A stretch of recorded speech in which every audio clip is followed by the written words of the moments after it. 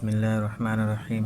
حدثنا عبد الله بن محمد الجعفي قال حدثنا أبو عامر العقدي قال حدثنا سليمان بن بلال عن عبد الله بن دينار عن أبي صالح عن أبي هريرة رضي الله عنه عن النبي صلى الله عليه وسلم قال الإيمان بضع وستون شعبة والحياء شعبة من الإيمان.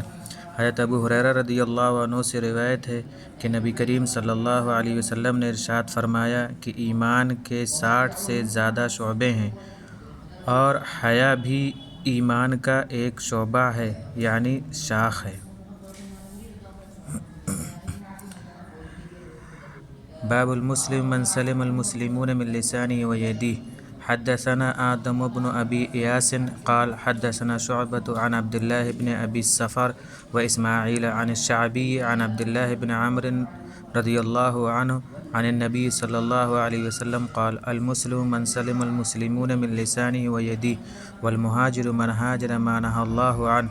قال أبو عبد الله وقال أبو معاوية حدثنا داود عن عامر قال سمعت عبد الله عن النبي صلى الله عليه وسلم وقال عبد العالى عن داود عن عامر عن عبد الله عن النبي صلی اللہ علیہ وسلم.